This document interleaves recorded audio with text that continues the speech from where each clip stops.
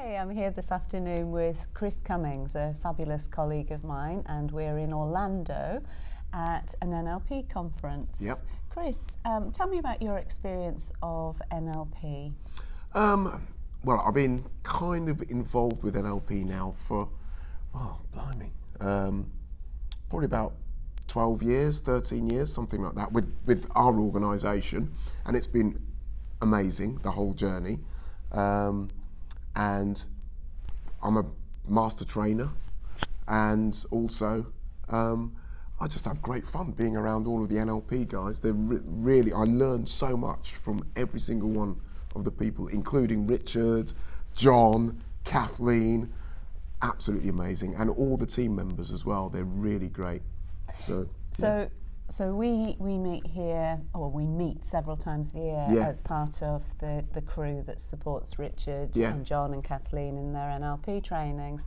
And I really appreciate what you said about how much we learn, don't we? There's so much to learn. Every time we arrive, we find out something new, and we learn from each other and inspire each other as well as being inspired from the top.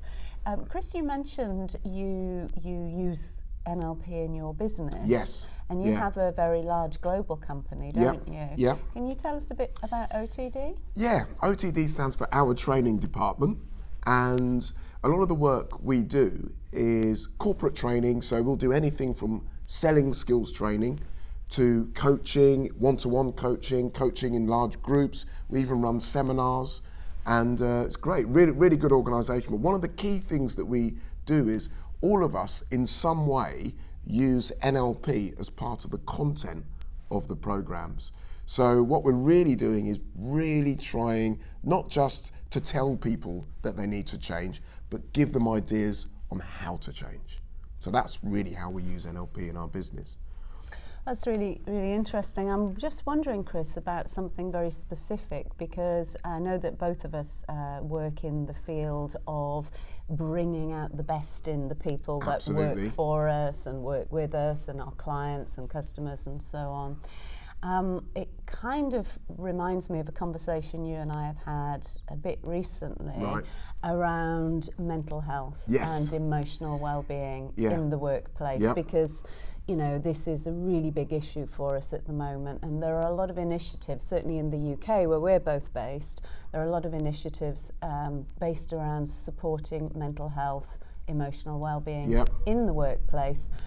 But quite often it's a bit of a lip service, isn't it? Like, you know, come and talk to us, but there aren't the skills, which you talked about, bringing in the skills to teach people how to think on purpose, behave with good intention and the appropriate outputs, and to feel good for no reason. Absolutely. What do you do to support the well-being of your workforce? Well, okay, to answer that question, we've actually got a well-being, if you will, czar, or someone within our team. She's called Sue, and she spends she spends a lot of time.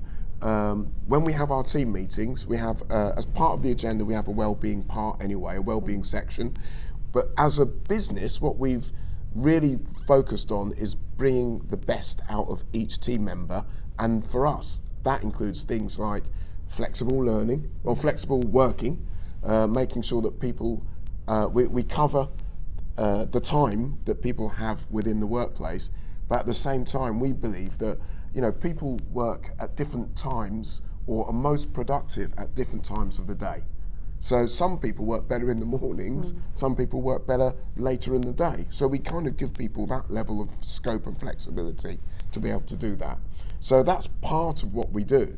But what Sue does is she will specifically go out and research things that will help bring the best out of each person within our business.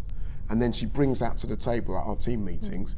So for example, we might do some kind of meditation, or we might do some kind of positive anchoring to help people boost their confidence or be in a nice calm state when they're answering the phone, all of those kind of things. So we really take this seriously and have fun at the same time. And have fun. Yeah, exactly. So there's an awful lot there about state management, isn't there? Which is a term that we use a lot in NLP. Yep. You know, and when we can help people to discover for themselves how easy it is to rebalance, reset their emotional states, it puts them back in the driving seat, doesn't it? It does, and actually when you think about that in terms of standing up in front of an audience, one of the things, and the reason why I run NLP business practitioner programs and master practitioner programs within our business, is to make sure that we are really giving our customers the best possible experience. And the key thing for me is state management. So, you know, for us, state management is absolutely everything. So, you know, a lot of times I will focus all of our team on making sure that they really make the customers feel great. And that starts with feeling great yourself. Absolutely. Absolutely. It's quite interesting you talk about the flexible behaviour of your workforce and encouraging them to take responsibility for what their needs and wants and patterns are.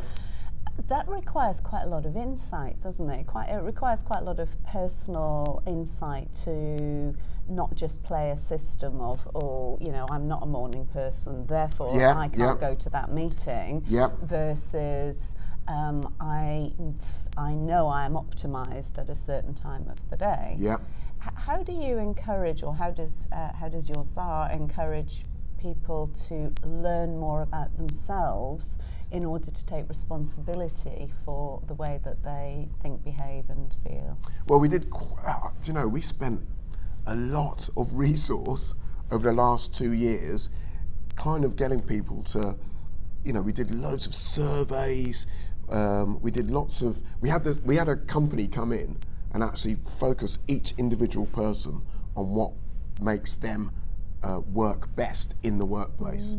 And as a result of that, we analysed all the data, and my business partner and I, we thought, it's, you know, we both worked in the pharmaceutical industry for decades, and the way we worked was a very rigid way of working.